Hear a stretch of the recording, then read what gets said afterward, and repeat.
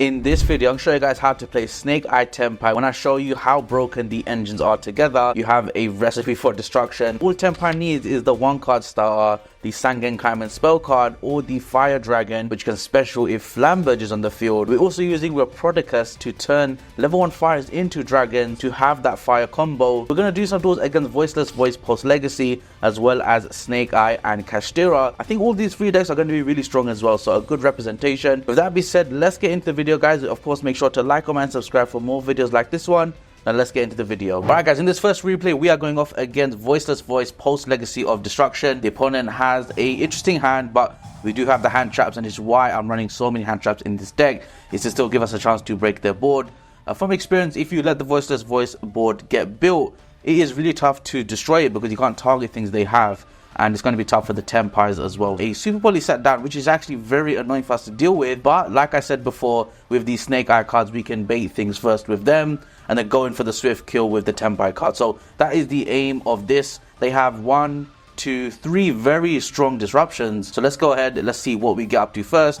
We have enough starters, but an Ash Blossom on there is a really nice hit. Now I feel like I misplayed here. I should have gone ahead and used the Poplar for the 1-for-1 cost, so then Oak could summon and bring back Poplar, but that's fine. We get to go ahead and go into a Linkaribo, put Poplar in the back row, let the original send it as cost. Ash gets impertinent, which is super unfortunate. That is of course the 1-card star, the one thing you want to resolve. So the opponent has used 2 of their resources. We're down to 1 card in our hand. Let's see what happens next. We got to go into a Princess. Luckily, they went ahead and used an Ash Blossom, which is why I recommend, if you don't need Ash Blossom, don't run it. Just because someone can steal it, make a princess, and it's as if nothing ever happened. We're also seeing a display of why Ash is very dangerous. The opponent is forced to super poly us there, which I completely understand, and they didn't put my dragon in attack mode, which would have helped the OTK easier. But as you know, with Tenpai, if you see in my previous video, you can see how much damage the Tenpai deck can do even under Prosperity. I'm going to show you guys as well what you can do with the Sangenkaimen OTK card.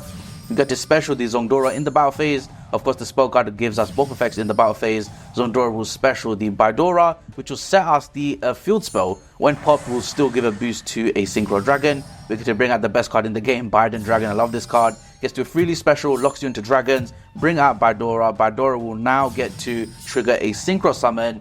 And this part is interesting. I see a lot of people not needing to summon the Transcend. And if you didn't know, the effects to come back are once per duel. So we could have really just summoned Trident Dragon here, pop the field spell, and then give us a additional attack and an attack boost. But I've played Voiceless Voice. I know exactly what this deck can do, and it didn't have anything else for it. So we went ahead and styled on them with the Transcend Dragon Synchro monster, and we go in for an easy OTK, guys. So a good example of what you can do with the Snake Eye Tenpai deck. Imagine getting hand trapped, then using your disruption on the Snake Eye cards, only to lose to a 1-card 50,000 OTK. It's ridiculous. But there we go, guys. In the next replay, we are facing off against pure Snake Eye. Now, I believe the Snake Eye player is going first. That means they're going to do their Snake Eye Ash. Luckily, we have the Effect Veiler. We have the Ash Blossom for the Bonfire. But they have another star in the form of Original, which is very annoying for us.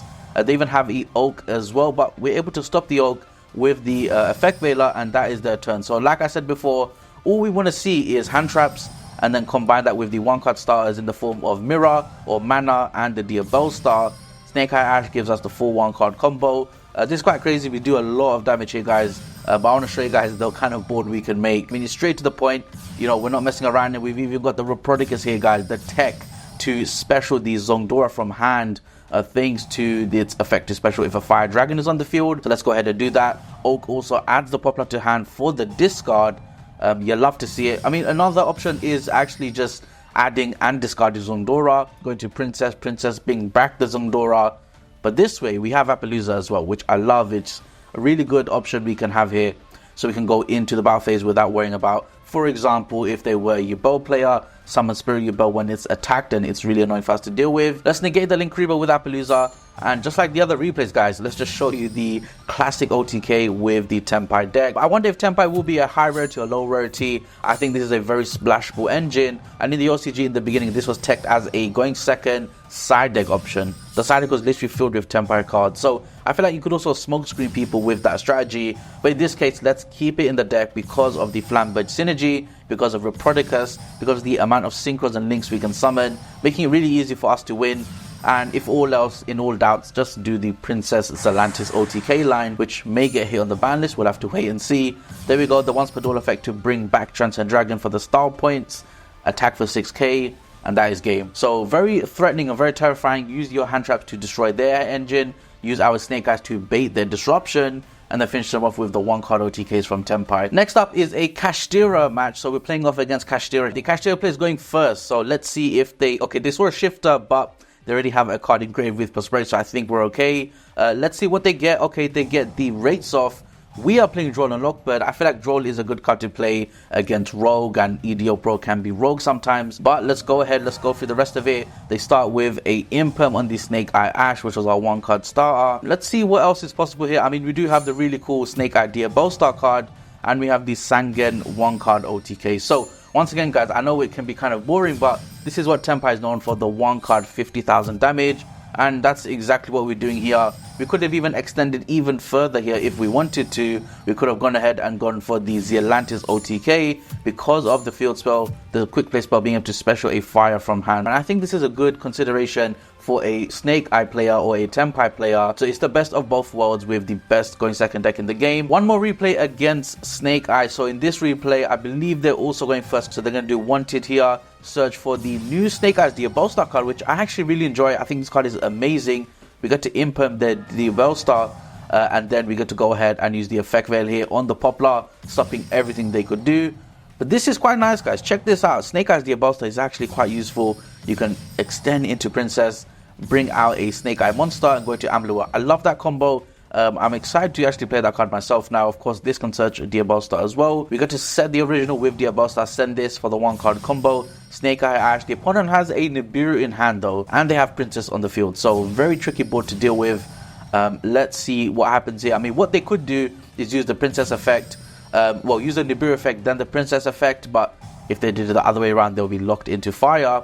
So right now, we're just doing a nice extender here because Flambage is on the field. We can special Zongdora. But guys, I don't know if you noticed, we have not used our normal summon yet. So the opponent is in for a lot of damage here.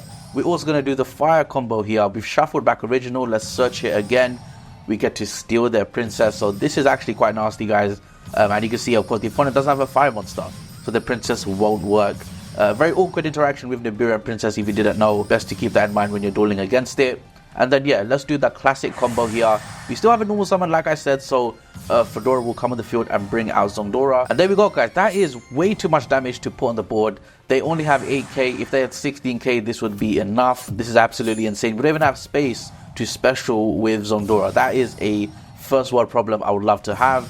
And there we go, guys. Fedora can now synchro summon to try the dragon and go for the OTK. And this is the deck profile, guys, I'm running for Tenpai Snake Eye. We just went through some 4 very interesting duels. You got to see how the hand trap, Snake Eye, and Tenpai in that order help us win games going first and second. I'm still trying to figure out the ratios. I really think there is a unique one to find here, but this is what I gathered so far. So we are using the Bedora to search for the mirror or the Sangen Kaiman spell card. This is the 1-card star as well, and if you line your cards up right, what you can actually do, special the Zongdora.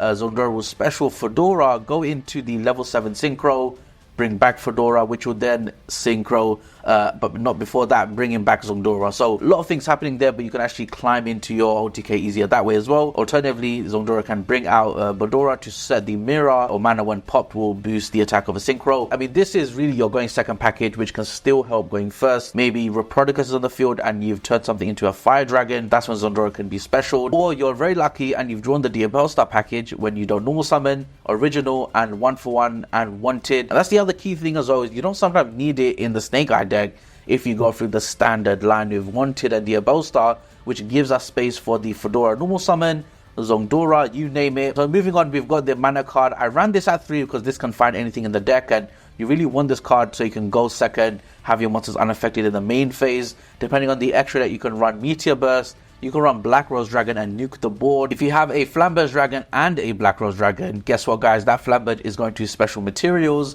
which can get you into Princess and then bring back the Fire Tenpai Dragons and OTK. So moving on is the Snake Eye engine. I want to keep this as classic as possible. I was running the Temple and the second Flamberge, but I realized we want to make this as efficient as possible whilst running so many hand traps. So that's why we're sticking to this ratio. Having one poplar is awkward because if you draw it, you can't search it and special it, which you need for the link climbing. We are also running Snake Eyes Diabolstar. This might be a bit too much, but after testing this card in Snake Eye Pure, I think this card is incredible and it helps link climb in those awkward situations where your Ash is impermed.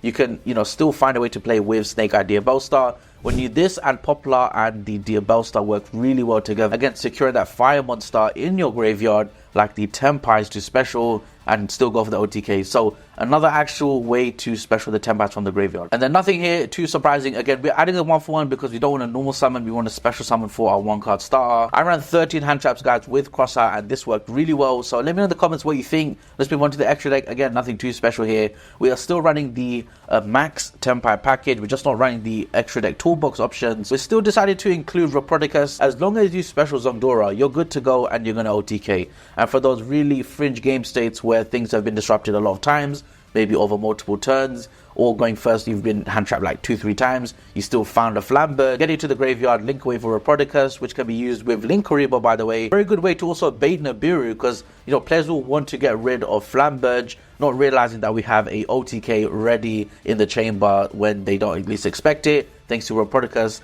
turning like an Ash or Poplar or Oak into a dragon. And with that being said, guys, let me know what you think about this video in the comments down below. What would you like to cover next? Do you think this is something players will actually run? What ratios should I be changing if the Badora is also a 1-card star but needs the normal summon, whereas Zongdora is a 1-card star but doesn't need the normal summon? And next week's video is going to be interesting. We're showcasing every card you want to pick up in Legacy of Destruction, the cards you need, the cards you didn't even know about, and the cards you should be wary of, as well as, of course, preparing for the TCG exclusive Ashen Archetype. With that being said, guys, thank you so much for watching, and I'll catch you guys in the next one. Peace.